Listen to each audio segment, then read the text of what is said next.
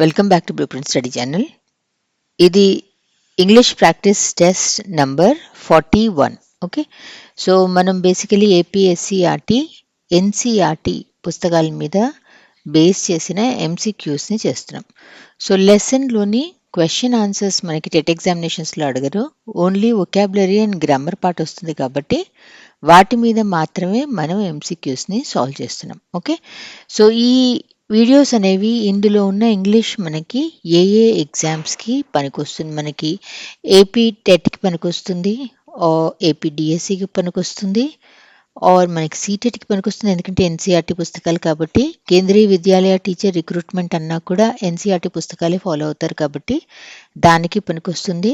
Railway schools దానికి కూడా మనకి పనికొస్తుంది. ఓకే, టీఎస్ టెట్కి టీఎస్ డిఎస్సికి కూడా పనికొస్తుంది. ఎందుకు అంటే మనకి క్లాస్ 3 నుంచి క్లాస్ 12 వరకు చూస్తే ఈ ఏజ్ గ్రూప్కి ఏవైతే వర్డ్స్ మనం వాడతామో అది మనం ఏ స్టేట్కి వెళ్ళినా కూడా వాళ్ళ టెక్స్ట్ బుక్లో మనకి అవే వర్డ్స్ ఉంటాయి కదా.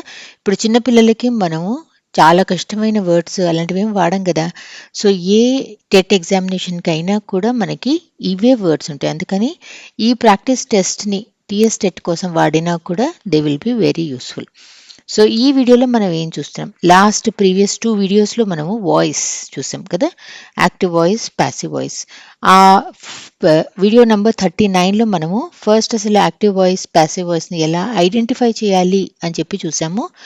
తర్వాత వీడియో నెంబర్ 40లో ఏపీ ఇంటర్మీడియట్ బోర్డ్లోంచి ఒక 50 సెంటెన్సెస్ని తీసి వాటిని మనం సాల్వ్ చేసాం. ఓకే, ఆ వీడియోస్ రెండు చూస్తే మాత్రం మీకు వాయిస్ అనేది చాలా క్లియర్గా, చాలా ఈజీగా అర్థమైపోతుంది.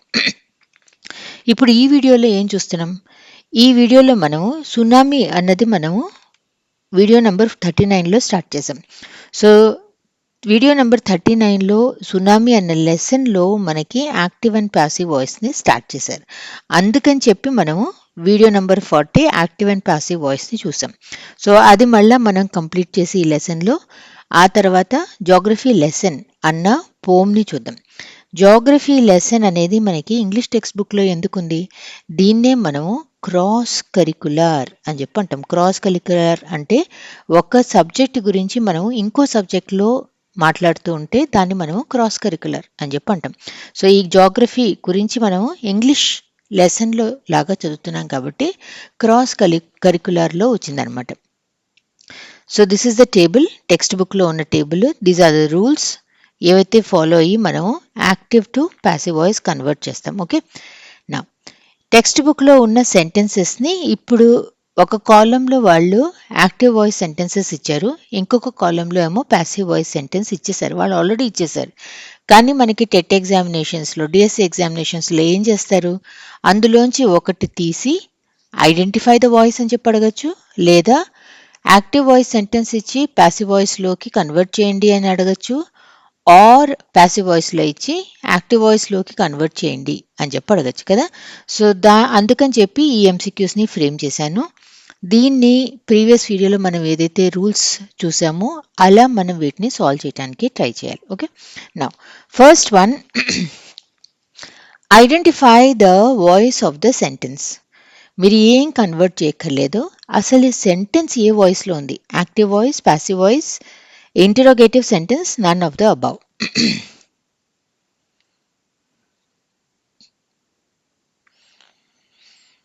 యాక్టివ్ వాయిస్లో సబ్జెక్ట్ అనేది యాక్షన్ చేస్తుంది. ఓకే, సో ఇక్కడ something hit ఆల్మాస్ grand father on the head. Okay, action ఎవరు చేస్తున్నారు, సంథింగ్ అనేది చేస్తుంది. Almas grand father is the receiver, ఆయన నెత్తి మీద పడింది దెబ్బ కదా.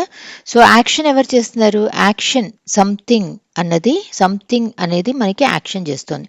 సో ఇలా మనము యాక్షన్ చేస్తున్నది మనకి సబ్జెక్ట్లో కనిపించినప్పుడు అది మనకి యాక్టివ్ వాయిస్. అంటే యాక్షన్ ఎవరు చేస్తున్నారో వాళ్ళకి మనము ప్రామినెన్స్ని ఇస్తున్నాం. Okay, second one, choose the correct passive voice form of the sentence. Something hit అల్మాస్ grand father on the head. Okay, అదే సెంటెన్స్. ఫస్ట్ నేనేమో ఐడెంటిఫై చేయండి ఏ వాయిస్లో ఉంది అని చెప్పి అడిగా. ఇప్పుడేమంటున్నాను, ఇలా కూడా అడగచ్చు. అదే సెంటెన్స్ ఇచ్చి choose the correct passive voice form of the sentence. Something hit అల్మాస్ grand father on the head. దీన్ని మనం ఎలా కన్వర్ట్ చేస్తాం ప్యాసివ్ వాయిస్లోకి? Okay, something hit ఆల్మాస్ grand father on the head అనేది మనకి this is our extra information. Okay, so ఇక్కడ ఏది కొట్టింది అనేది దీని గురించి మాట్లాడుతున్నాం కాబట్టి ఇది subject, this is the verb, Alma's grand father అనేది ఆబ్జెక్ట్. యాక్టివ్ వాయిస్ నుంచి ప్యాసివ్ వాయిస్లోకి కన్వర్ట్ చేసేప్పుడు సబ్జెక్ట్ ఆబ్జెక్ట్ అవ్వాలి, ఆబ్జెక్ట్ సబ్జెక్ట్ అవ్వాలి. అంటే ఫస్ట్ మనము ఆల్మాస్ గ్రాండ్ ఫాదర్ అనేది ఇక్కడ రాసుకోవాలి, సంథింగ్ అనేది మనకి ఇక్కడ రాసుకోవాలి. ఓకే, కొట్టారు హిట్ అనేది యాక్షన్ కాబట్టి బై సంథింగ్ అని చెప్పి వస్తుంది. ప్యాసివ్ వాయిస్లో ప్రతి సెంటెన్స్లో కూడా వర్బ్ ఏ ఫామ్లో ఉండాలి అంటే V3 ఫామ్లోనే ఉండాలి. ఒక్కొక్క సెంటెన్స్లో V2, ఒక దాంట్లో V1 అలా ఏం రాదు. ప్యాసివ్ వాయిస్లోకి మీరు కన్వర్ట్ చేశారు అంటే verb has to be in the V3 form. V3 form అంటే పాస్ట్ పార్టిసిపల్. ఓకే, హిట్ అనే దానికి హిట్ హిట్ హిట్ అని చెప్పి వస్తుంది. సో ఇక్కడ మనము హిట్ అని చెప్పి రాసుకున్నాం. ఓకే, సో ఈ హిట్ ఏంటిది? ఇక్కడ వీళ్ళు ఇచ్చింది this is a past tense, ఏదో తగిలింది కదా. సో పాస్ట్ టెన్స్ అన్నప్పుడు దీంతో పాటు మనము సబ్జెక్ట్ వర్బ్ అగ్రిమెంట్ చూసుకోవాలి. పాస్ట్ టెన్స్లో Alma's grand father was hit, ఈ వర్బ్ పక్కన మనము ఈ ఎక్స్ట్రా ఇన్ఫర్మేషన్ని రాసుకోవాలి. Alma's grand father was hit on the head by something. ఇది ఎక్కడుంది? Alma's grand father was hit on the head by something. Okay, ఇలా మీరు ప్యాసివ్ వాయిస్లోకి కన్వర్ట్ చేసుకుంటూ పోవచ్చు. లేదు స్ట్రక్చరే కావాలి అంటే స్ట్రక్చర్ మీద బేస్ చేసి కూడా మీరు కన్వర్ట్ చేసుకుంటూ పోవచ్చు. Third, choose the correct passive voice form of the sentence. The waves washed away 60 visitors. Okay, ఇది ఆల్రెడీ యాక్టివ్ వాయిస్లో ఉంది, ప్యాసివ్ వాయిస్లో కావాలి అని చెప్పి అంటున్నారు కదా. The waves are the subject. ఇవి ఏం చేస్తున్నాయి? ఇవి 60 విజిటర్స్ని వాష్ చేసేసాయి. ఓకే, సో వాష్ అనేది మన వర్బ్, 60 విజిటర్స్ అనేది మన ఆబ్జెక్ట్, అవే అనేది this is our extra information. So object మనకి ఫస్ట్ రావాలి కాబట్టి ఫస్ట్ మనం 60 విజిటర్స్ అని చెప్పి రాసుకుందాం. అండ్ సబ్జెక్ట్ ఆబ్జెక్ట్ అవుతుంది కాబట్టి ద వేవ్స్ అనేది లాస్ట్లో రాసుకుందాం. వాష్డ్ అనేది యాక్షన్ కాబట్టి బై. ఓకే, తర్వాత మనకి ఇక్కడ V3 ఫామ్ రావాలి. Wash, washed, washed. సో ఇక్కడ మనము వాష్డ్ అని చెప్పి రాసుకున్నాం. ఈ సెంటెన్స్లో మనం చూస్తే వాష్డ్ అనేది సింపుల్ పాస్ట్ టెన్స్లో ఉంది. Okay, so subject verb agreement చూసుకుని 60 విజిటర్స్ పాస్ట్లో కావాలి. 60 విజిటర్స్ వాజ్ అని చెప్పి అనకూడదు. 60 విజిటర్స్ వర్ వాష్డ్. వాష్డ్ పక్కన మన ఎక్స్ట్రా ఇన్ఫర్మేషన్ వర్బ్ పక్కనే రావాలి. 60 visitors were washed away by the waves. ఎక్కడుంది ఇది? 60 visitors were washed away by the waves. This is your passive voice sentence. Fourth one, choose the correct passive voice form of the sentence. People did not find any animal carcasses. అంటే animal చనిపోయిన తర్వాత బొంకిలు అవి మిగులుతాయి కదా, దాన్ని మనము carcass అని చెప్పి అంటాం. క్యార్కసెస్ అనేది మనకి ప్లూరల్ అయింది. ఇది ఏదో సెంటెన్స్లో ఈ లెసన్లో కూడా ఉంది కాబట్టి ఈ స్పెల్లింగ్ మీరు ప్రాక్టీస్ చేయాలి. నా ఎవరి గురించి మాట్లాడుతున్నాం? ఎవరు ఫైండ్ చేయలేదు? పీపుల్ ఫైండ్ చేయలే కదా. సో ఇది యాక్టివ్ వాయిస్లో ఉంది. This is your subject. Did అంటే ఏంటి? This is past tense. Did అనేది మనకి ఎలా వస్తుంది? అసలు ఎక్కడి నుంచి వచ్చింది డిడ్? డూ లేదా డస్ అన్నది ప్రెజెంట్ టెన్స్. చేసేసాము అంటే ఐ డిడ్ ఇట్ అంటాం కదా. డిడ్ అనేది past tense. Do, did, V3 form is done. Okay, నా దీన్ని మనం కన్వర్ట్ చేసినప్పుడు people did not find what? Any animal carcasses. Okay, so any బదులు మనం నో అని చెప్పి వాడుకోవచ్చు. No animal carcasses. ఓకే, ఇక్కడ రాసుకున్నాము. ఇక్కడ మనము పీపుల్ అని చెప్పి రాసుకున్నాం. ఫైండ్ అనేది యాక్షన్ కదా, ఇక్కడ మనం బై అని చెప్పి రాసుకున్నాం. Find, found, found. V3 form is found. Okay. Now did not అనేది పాస్ట్ లో నెగేషన్. ఓకే. సో ఇక్కడ కూడా మనము నాట్, ఇక్కడ నాట్ అక్కర్లేదు, ఇక్కడ ఆల్రెడీ ఇచ్చేసాయి కదా నో. ఇక్కడ మనము సబ్జెక్ట్ వర్బ్ అగ్రిమెంట్ బేస్ చేసుకుని వర్ అని చెప్పి రాసుకుంటాం. No animal carcasses were found by people అన్నది that is your passive voice sentence. ఇక్కడ నాట్ ఎందుకు ఇవ్వలేదంటే నో అనేది మనం ముందే రాసేసాం కాబట్టి you don't have to mention it again. Fifth one, choose the correct passive voice sentence or voice form of the sentence. Someone stole my bicycle. ఎవరో నా సైకిల్ని దొంగతనం చేశారు. ఓకే. యాక్షన్ ఏంటి? స్టోల్. ఓకే. ఎవరు చేశారు? సమ్వన్. సో ఇది active వాయిస్లో ఉంది. This is your subject, this your verb. What did they steal? My bicycle. మొత్తం this is your object. Okay. So subject object అవ్వాలి, ఆబ్జెక్ట్ సబ్జెక్ట్ అవ్వాలి. మై బైసికల్ అనేది ఇక్కడ రాసుకోండి, సమ్వన్ అనేది ఇక్కడ రాసుకోవాలి, స్టీల్ అనేది action by. Okay. Steal, stole, stolen is your V3 form. Okay. My someone stole అంటే ఏంటి? సింపుల్ పాస్ట్ టెన్స్ వాడారు. సో మై బైసికల్ని బేస్ చేసుకుని సబ్జెక్ట్ వర్బ్ అగ్రిమెంట్ మీరు చూస్తే my bicycle was stolen by someone. That is your answer. ఇది ఎక్కడుంది? My bicycle was stolen by someone. Option 1 is your answer. Sixth one, choose the correct active voice form of the sentence. The tires were deflated by the traffic police. Choose the correct active voice అంటున్నారు. అంటే ఈ sentence మనకి passive వాయిస్లో ఉందన్నమాట. Passive వాయిస్లో ఉంది అని ఎందుకు అంటున్నాము? The tyres were deflated by the traffic police. టైర్స్లో గాలి ఎవరు తీశారంటున్నాం? ట్రాఫిక్ పోలీస్ తీశారంటున్నాం. ట్రాఫిక్ పోలీస్ తీసినప్పుడు ట్రాఫిక్ పోలీస్ని మనం ఇక్కడ వాడితే అదే యాక్టివ్ వాయిస్, కానీ ట్రాఫిక్ పోలీస్ని మనం ఎండ్లో వాడాం కాబట్టి this is in passive voice sentence. Okay. So the traffic police అనేది మన ఆబ్జెక్ట్, ది టైర్స్ అనేది this is your subject, deflate అనేది this is your verb. Okay. So object ఇప్పుడు మనకి సబ్జెక్ట్ అవ్వాలి, ద ట్రాఫిక్ పోలీస్. ఓకే. ఇక్కడ మనము tyres, the tyres అని చెప్పి రాసుకోవాలి. ఓకే. యాక్షన్ ఏంటి? మనం ఇక్కడ వర్ డిఫ్లేటెడ్ అని చెప్పి రాసాం కదా. సో దీన్ని సింపుల్ పాస్ట్లోకి పంపించాలి.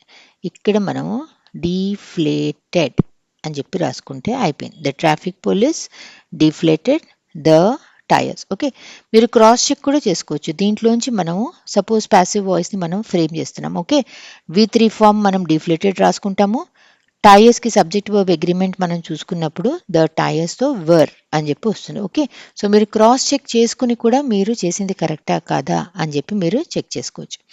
Seventh, choose the correct passive voice from form of the sentence. I found it last night in a ditch near my house. Okay. I found it అనేది ఇది మన sentence. Last night, in a ditch, near my house ఇవన్నీ మన extra information. Okay. So మనం only దీని మీద మనం first concentrate చేద్దాం. I is the subject, it is the object, found అనేది that is our verb. Okay. It మనం ఇక్కడ రాసుకుందాము. ఐ అనేది ఇట్ వాస్ ఫౌండ్ బై మీ అని చెప్పి అయిపోతుంది. సో ఫౌండ్ అనేది యాక్షన్ కాబట్టి బై అని చెప్పి రాసుకున్నాం. Find, found, found V3 form మనకి ఇక్కడ ఫౌండ్ వస్తుంది. ఫౌండ్ అనేది ఇక్కడ సింపుల్ పాస్ట్ ఇచ్చారు కాబట్టి ఇట్తో పాటు it was found by me, తర్వాత మొత్తం ఎక్స్ట్రా ఇన్ఫర్మేషన్ రాసేసుకోవటమే. It was found by me last night in a ditch near my house. That is your passive voice sentence. It was found by me last night in a ditch near my house. Option 2 is your answer. Eighth, choose the correct active voice form of the sentence. It had been thrown there. దాన్ని అక్కడ ఎవరో విసిరేశారు అని చెప్పి చెప్తున్నాం. Okay. ఎవరు విసిరేశారు అనే దాని గురించి ఎవరో విసిరేశారు అని కాకుండా దానిని అంటే we are talking in a passive voice sentence. దీన్ని మనము యాక్టివ్ వాయిస్లోకి కన్వర్ట్ చేయాలి. ఇక్కడ ఏంటి? ఇట్ అనేది subject. It had been thrown there అంటే ఏంటి? It had been thrown there by somebody or someone అని చెప్పి అర్థం. ఓకే. దాన్ని మనం ఎవరు కట్టారు, ఎవరు వేశారు అన్నది ఎవ్రీ టైం రాయాలి అని చెప్పి ఏం లేదు. ఓకే, సమ్ వన్ అలాంటివి, పీపుల్, వర్కర్స్ ఇలాంటివి మనం వదిలేసినా కూడా తప్పులేదు. సో ఎప్పుడన్నా మీకు చాయిస్లో ఈ సమ్ వన్, వర్కర్స్ ఇలాంటివి మీకు కనిపించకపోయినా అది ఇన్విజిబుల్గా ఉంది అని అనుకుని కరెక్ట్ ఆప్షన్ అనుకుని మీరు టిక్ చేయొచ్చు. ఓకే, నా ఈ సబ్జెక్ట్ అటు వెళ్ళాలి, ఆ ఆబ్జెక్ట్ మనకి ఇప్పుడు ఇక్కడికి రావాలి, యాక్టివ్ వాయిస్ అన్నప్పుడు కదా. సో ఇక్కడ మనకి సమ్ వన్ వస్తుంది, ఇట్ అనేది మనకి ఇక్కడే వస్తుంది, someone it. Okay, been అనేది మనం ఏ ఫామ్లో వాడుతున్నాం అని చెప్పా. బీన్ అనేది మనం పర్ఫెక్ట్ టెన్స్ అన్నప్పుడు, ప్యాసివ్ వాయిస్లోకి వెళ్ళినప్పుడు మనం బీన్ అన్నది వాడతాం. ఓకే, సో హ్యాడ్ అంటే ఏంటి, హ్యాడ్ అంటే పాస్ట్ పర్ఫెక్ట్ అనమాట. అంటే యాక్టివ్ వాయిస్లో పాస్ట్ పర్ఫెక్ట్ ఉంటే దాన్ని మనం ఇక్కడ హ్యాడ్ బీన్ థ్రోన్ అని చెప్పి తీసుకున్నాం. సో పాస్ట్ పర్ఫెక్ట్ దీనికి మనకి ఏం వస్తుంది, someone had, V3 form is throw, thrown, thrown. Okay, someone had thrown it there. Option 4 is your answer. Ninth, choose the correct passive form of the sentence. My father gave it to the mechanic. My father gave. Okay, ఎవరు ఇచ్చారు అన్నది మనకి ఇక్కడే వచ్చేసింది కాబట్టి this is active voice sentence. Okay, so ఇది మనకి అటు వెళ్ళాలి, అదేమో మనకి ఇటు రావాలి. ఎక్కడ my father gave what it. Okay, so this is your object. To the mechanic అనేది మనకి ఆబ్జెక్ట్ 2 కిందకు వస్తుంది. ఓకే, సో ఆబ్జెక్ట్ 1 తీసుకుందాము, ఇట్ అనేది ఇక్కడ రాసుకుందాం. ఓకే, దెన్ మనకి మై ఫాదర్ అనేది ఇక్కడ రాసుకుందాం. ఎవరిచ్చారు, ఈ గేవ్ అనేది యాక్షన్ కాబట్టి by my father. Give, gave, given అనేది మన V3 ఫామ్. ఓకే, దీని తర్వాత ఇక్కడ ముందు ఫస్ట్ మనం ఏం చేస్తాం, ఇటుతో పాటు మనకి గేవ్ అనేది సింపుల్ పాస్ట్ కాబట్టి ఇటుతో ఏమొస్తుంది, మనకి వాజ్ వస్తుందా, వర్ వస్తుందా, వాజ్ అని చెప్పి వస్తుంది. ఇట్ వాజ్ గివెన్, వర్బ్ తర్వాత ఎక్స్ట్రా ఇన్ఫర్మేషన్ని రాసుకుంది. It was given to the mechanic by my father. Okay, it was given to the mechanic by my father. 10th one, choose the correct passive voice form of the sentence. The mechanic repaired it for me. Okay, ఎవరు repair చేశారంటున్నాం, mechanic. So this is active voice sentence. It దాకా మనం change చేద్దాం, తర్వాత ఇదంతా మనము verb పక్కన రాసుకుందాం. Okay, so it అనేది మనకి ఇక్కడ వచ్చేస్తుంది, ద మెకానిక్. రిపేర్ అనేది యాక్షన్ కదా, సో బై అని చెప్పి రాసుకుందాం. Repair, repaired, repaired. ఓకే, ఇట్తో పాటు పాస్ట్ టెన్స్ కదా, it was repaired, extra information verb పక్కన. It was repaired for me by the mechanic. It was repaired for me by the mechanic. Option 2 is your answer. 11, what is the meaning of grit?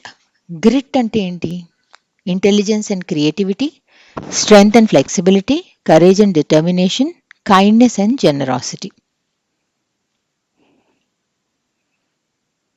Grit అంటే ఒక రకమైన ధైర్యం, ఒక రకమైన పట్టుదల. లైఫ్లో మనం ఫేస్ చేసే డిఫికల్టీస్ని ఫేస్ చేసేందుకు కావాల్సిన కరేజ్, డిటర్మినేషన్, పర్సివరెన్స్ లాంటివి ఉంటే దాన్ని మనం గ్రిట్ అని చెప్పి అంటాం.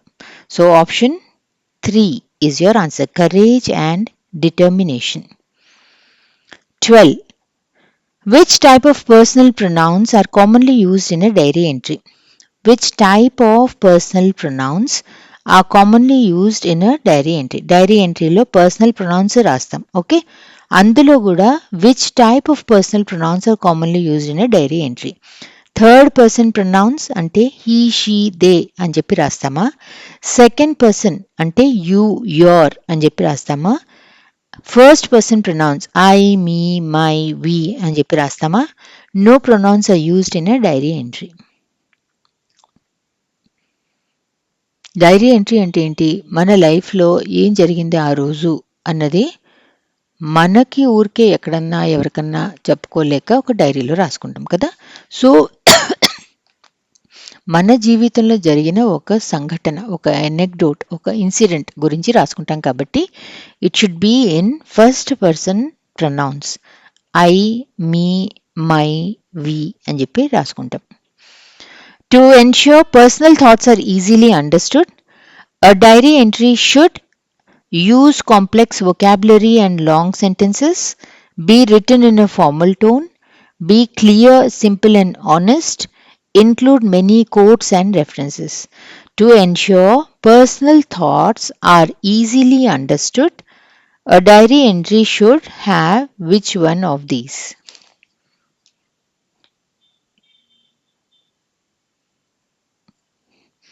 డైరీ ఎంట్రీలో అది మన కోసం రాసుకున్నాం, మనం ఎవరికి చూపించడానికి అని చెప్పి రాసుకోం కదా.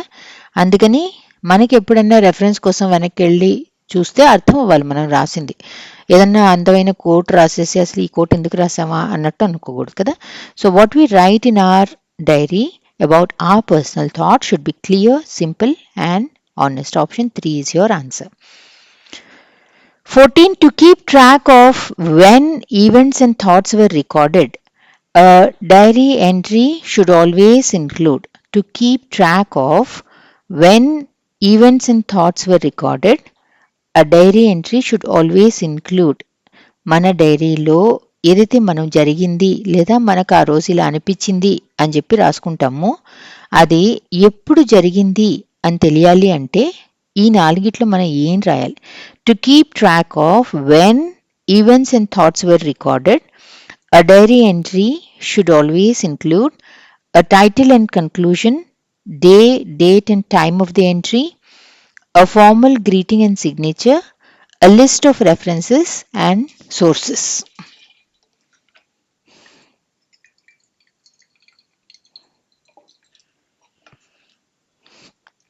ఎప్పుడు వెన్ అని చెప్పి వచ్చేసింది కదా. వెన్ అనగానే మనకి డే, డేట్ అండ్ టైం, ఎప్పుడు జరిగింది అన్న డేట్ మనం రాసుకోవాలి.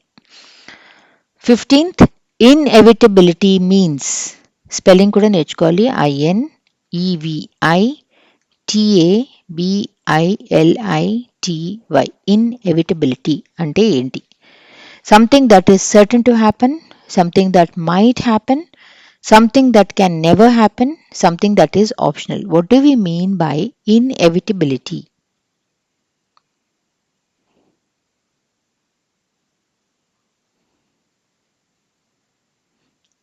ఎటిమాలజీ ప్రకారం మనం చూస్తే ఇన్ఎవిటబిలిటీలో ఎవైటబిలిటీ అంటే something which we can avoid. Okay, avoidable ఏదన్నా మనము ఆపగలము అంటే ఇట్ ఈస్ ఎవిటబుల్.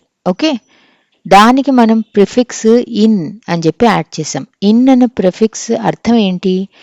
ఇన్ అన్నది మనం నాట్ లేదా వితౌట్ అన్న మీనింగ్ ఉన్న ప్రిఫిక్స్. ఓకే, అవాయిడబుల్కి నాట్ యాడ్ చేస్తే ఏమైంది? Something which can not be avoided అంటే అది డెఫినెట్లీ అవుతుంది అన్నప్పుడు దాన్ని మనం ఇన్ఎవిటబుల్, అనివార్యంగా తప్పనిసరిగా జరుగుతుంది అంటే ఇన్ఎవిటబుల్. దాన్ని మనం ఎక్కడ యూజ్ చేస్తాం? ఇప్పుడు క్లైమేట్ చేంజ్ జరుగుతుంది కదా. సో క్లైమేట్ చేంజ్ మనం ఆపగలమా? ఆపలేకపోతున్నాం కదా. So climate change is inevitable అని చెప్పి వాడతాం. So something that is certain to happen. Option 1 is your answer. 16. The prefix in the word inevitability means very much, without, not, again, completely. ఇందాక నేను చెప్పేసా కదా, without or not. 17. The books were arranged in a haphazard way. Haphazard means what? Haphazard, HAPHAZARD. Haphazard. The books were arranged in a haphazard way.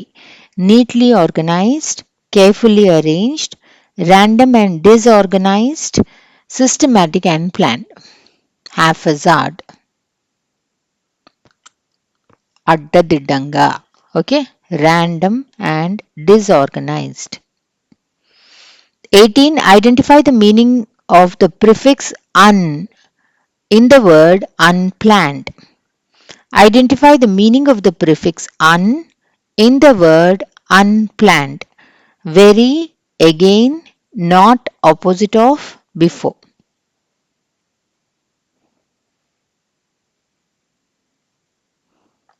అన్ అంటే opposite of లేదా not. Okay, so planned అన్న దానికి మనము అన్ add చేసినప్పుడు ఏమైంది, unplanned అంటే without a planning.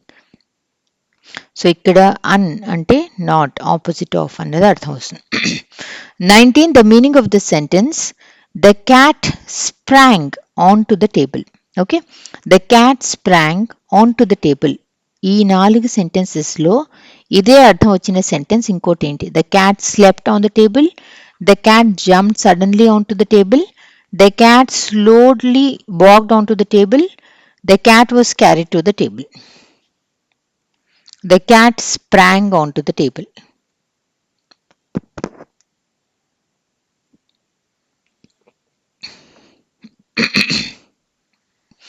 Sprang onto the table అంటే సడన్గా, ఫాస్ట్గా, క్విక్గా దాని మీద టేబుల్ మీదకి ఎక్కింది అని చెప్పి అర్థం వస్తుంది. Option 2 the cat jumped suddenly onto the table. Okay, ఇలానే మనకి స్ప్రింగ్ అని చెప్పి ఒక నౌన్ కూడా ఉంటుంది మనకి. ఇదేంటి, మనము ఈ స్ప్రింగ్ ఇది మనం వర్బ్, ద క్యాట్ స్ప్రాంగ్ అన్నప్పుడు జంప్ చేసింది సడన్గా అన్నప్పుడు ఇది మనకి వర్బ్. ఓకే, స్ప్రింగ్ అన్న దానికి మనకి చాలా మీనింగ్లు ఉంటాయి. ఒకటేంటి, మనకి ఇది ఒక సీజన్ కదా. ఇదే కాకుండా కొన్ని చోట్ల మనకి నేల లోపల నుంచి నీళ్లు, ఇప్పుడు బావి లోపల కూడా, బావిలో నీళ్ళు ఎలా వస్తాయి, అట్టడుగున ఒక నీటి ధార ఉంటే అక్కడి నుంచి మనకి కలెక్ట్ అయ్యి బావిలోకి నీళ్ళు వస్తాయి కదా, దాన్ని మనం స్ప్రింగ్ అని చెప్పి అంటాం. సో ఈ సీజన్ అన్నది కూడా నౌనే, ఆ water natural source of water అది కూడా మనం నౌన్ కిందే వాడతాం. The villages collected water from the spring near the well అని చెప్పి వాడతాం. 20th, what does delineated mean in the sentence? The teacher delineated the structure and format of the board exam. The teacher delineated the structure and format of the board exam. Shown, explained or described in detail, ignored or avoided, confused or misrepresented, copied exactly.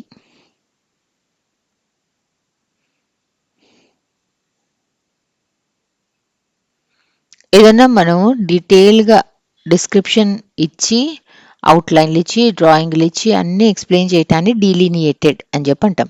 So board exam ముందు teachers పిల్లలకి దాని structure ఎలా ఉంటుంది, format ఎలా ఉంటుంది, ఏది ఎన్ని మార్కులు ఇవన్నీ చెప్తారు కదా, దానికి మనము డీలినియేటెడ్ అని చెప్పి వాడాము. DELINEATED. Okay, shown, explain or described in detail. 21 ఇది మనకి టెక్స్ట్ బుక్లో ఇలా ఒకటి ఇచ్చారు. Seen from the window of an aeroplane the city appears as haphazard as on ground, as neat as a map, as developed as necessary. Okay, వీటిని base చేసుకుని మీకు ఇలాంటి MCQs అడగచ్చు. Choose the correct option to complete the sentence. The city appeared dash a map when seen from above. So neat as a map, ఇది ఎలా వచ్చింది, so neat as a map, too neat as a map, very neat as a map, as neat as a map. Okay, the city appeared as neat as a map, map ఎంత నీట్గా ఉంటుందో అంత నీట్గా కనిపించింది. Okay, so city appeared as neat as a map when seen from above. 22 choose the correct option to complete the sentence. The city appeared dash on the ground when seen from above. So haphazard as haphazard as, too haphazard as, very haphazard as haphazard has అంటే ఎంత నేల మీద చూస్తే గజిబిజిగా ఉందో పైనుంచి చూసినా కూడా సిటీ అంతే గజిబిజిగా ఉంది అని చెప్పి అర్థం. కంపేర్ చేసి మాట్లాడుతాం. 23 the city was planned dash necessary. So developed as developed as, too developed as, very developed as. ఇక్కడ కూడా కంపారిజన్ కాబట్టి ఇవన్నీ. The city was planned as developed as necessary. ఎంత డెవలప్మెంట్ కావాలనుకున్నారో అంత మాత్రమే వాళ్ళు ప్లాన్ చేశారు. 24 choose the correct prefix to form the opposite of clear. choose the correct prefix to form the opposite of clear.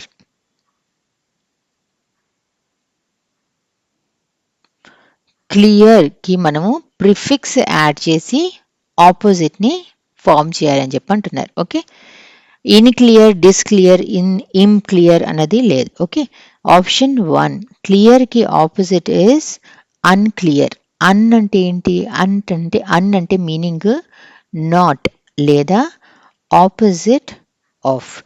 In అన్నా కూడా not అనే వస్తుంది, కానీ మనం దీనికి వాడం, దానికి వేరే వర్డ్స్ లైక్ ఇన్కంప్లీట్. కంప్లీట్ కి ఆపోజిట్ ఇస్ ఇన్కంప్లీట్. ఓకే, అలానే డిస్ అన్నా కూడా మనకి ఆపోజిట్ వస్తుంది, కానీ దీన్ని మనము లైక్ అగ్రీకి ఆపోజిట్గా డిసగ్రీ అని చెప్పి వాడతాం. ఆర్ కనెక్ట్కి ఆపోజిట్ డిస్కనెక్ట్, అలా మనం డిస్ అని చెప్పి వాడతాం. ఇమ్ అన్న వర్డ్ని మనము పాసిబుల్కి ఆపోజిట్ ఇంపాసిబుల్ అని చెప్పి వాడతాం. ఓకే, సో ఇక్కడ క్లియర్ అన్నారు కదా, unclear is your answer. 25 in which sentence does diary mean a book for recording personal thoughts and events. డైరీకి 2 మీనింగులు ఉంటాయి కదా, సారీ డైరీకి 2 మీనింగులు ఉండవు, 2 రకాల వర్డ్స్ ఉంటాయి. ఒకటేమో ఇలా అంటాము, ఒకటేమో ఇలా రాస్తాం. ఒకటి ఐఏ, ఒకటి ఏఐ. ఓకే, ఈ రెండిటిలో ఒకదాని మీనింగ్ ఏమో పాల ఫామ్, ఓకే, డైరీ ఫామ్. రెండోది మనం రాసుకునే పుస్తకం. ఓకే, ఈ 4 సెంటెన్సెస్లో మనము ఎందులో మనము దీన్ని diary, a book for recording personal thoughts and events అన్నది మనకి ఎందులో ఉంది?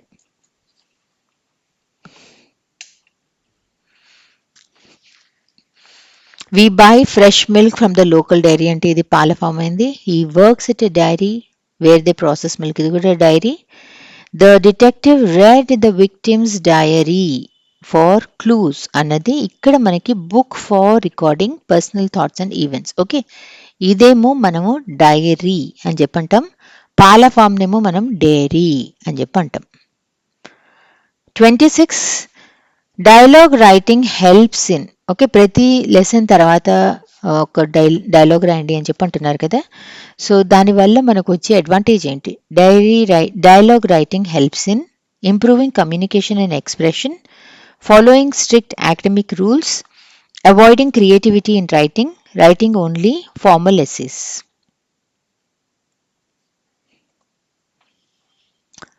డైలాగ్ రైటింగ్ రాసినప్పుడు పిల్లలకి క్రియేటివిటీ ఒకటి పెరుగుతుంది, వాళ్ళ ఆలోచనల్ని వర్డ్స్లోకి ఎలా పెట్టాలి అంటే కమ్యూనికేషన్ స్కిల్స్ పెరుగుతుంది, ఏ క్యారెక్టర్ని వాళ్ళు ఎలా మోడిఫై చేసుకుంటూ పోవాలి, ఒక్కొక్క క్యారెక్టర్ ఆలోచన ఎలా ఉంటుంది అంటే అండర్స్టాండింగ్ ద డిఫరెంట్, వాళ్ళ కోణాలు, డిఫరెంట్ పర్స్పెక్టివ్స్ ఎలా ఉంటాయి అన్నది ఇవన్నీ ఇంప్రూవ్ అవుతాయి.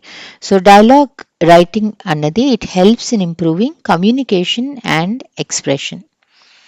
మ్యాచ్ ద ఫాలోయింగ్ వర్డ్స్, ఇది మీకు లెసన్ ఎండ్లో కనిపించదు, ఇది నోట్స్ ఫర్ ద టీచర్లో ఇచ్చారు. ఓకే, సో ఇందులో ఏమి ఇచ్చారు? Match items A with those of B. Okay, jet liner, jet lag, jet engine, jet set, ఈ 4గిట్లో ఏది మీనింగ్? ఓకే, ఇటు నుంచి ఇటు మ్యాచ్ చేసుకుంటూ పోతే కాంపిటేటివ్ ఎగ్జామ్స్లో మనకి టైం సరిపోదు, అందుకని లాంగ్ నుంచి షార్ట్ దాన్ని వెతకాలి.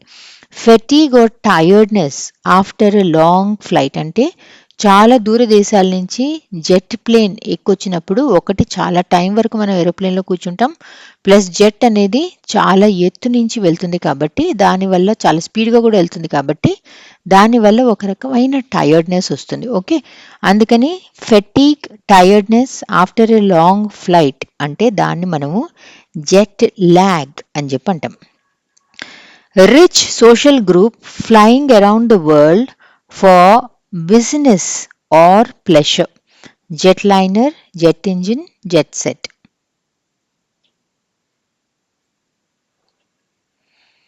Jet set, the jet set అంటే ఆ గ్రూప్ ఆఫ్ పీపుల్, వాళ్ళు చాలా డబ్బులు, చాలా బలిసిపోయి ఉండి వాళ్ళు ఊరంతా, దేశం అంతా, లోకం అంతా వాళ్ళ ప్లేన్లు ఎక్కేసుకుని తిరుగుతుంటారు అనమాట. Okay, so rich social group flying around the world for business or pleasure, వాళ్ళని మనము ద జెట్ సెట్ అని చెప్పి అంటాం. Aircraft powered by a jet engine, ఏ ఎయిర్‌క్రాఫ్ట్‌లో అయితే జెట్ ఇంజిన్ ఉంటుందో దాన్ని మనం జెట్ లైనర్ అని చెప్పి అంటాం. Engine that emits high speed hot gases at the back when it moves forward. Engine that emits high speed hot gases at the back when it moves forward. అది ముందుకెళ్ళినప్పుడు వెనక నుంచి hot గ్యాసెస్ని వదిలే ఇంజిన్ని మనం jet engine అని చెప్పి అంటాం. 28th, after cleaning the attic, we found a lot of jetsam and flotsam that needed to be thrown away. What is the phrase? I don't think it's a phrase, it's a idiom, I think. Okay, ఇది కూడా notes for the teacher లోనే ఉంది. What does the phrase jetsam and flotsam mean in the sentence? After cleaning the attic, అట్టక clean చేసినప్పుడు we found a lot of jetsam and flotsam that needed to be thrown away.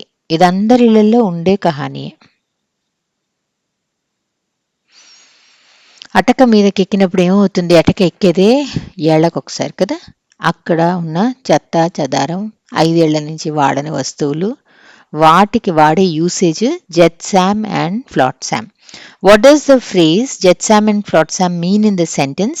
After cleaning the attic, we found a lot of jetsam and flotsam that needed to be thrown away, useless or discarded things. 29. What does the word contentious mean? Contentious. Contentious. Okay. What does the word contentious mean? Likely to cause disagreement or argument, calm and peaceful, full of happiness and joy, easily understood.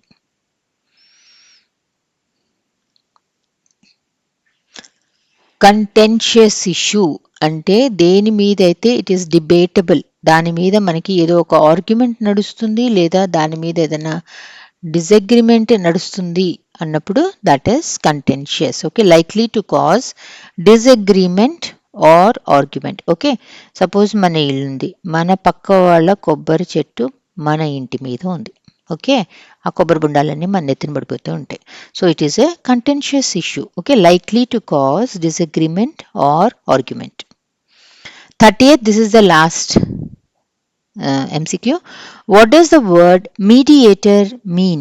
Mediator అంటే ఎవరు? MEDIATOR. A leader of a group, a person who causes conflict, someone who follows orders, a person who helps settle disputes. మధ్యవర్తి. Okay, mediator అంటే మధ్యవర్తి అంటే option 4, a person who helps settle disputes. Thank you for watching this video.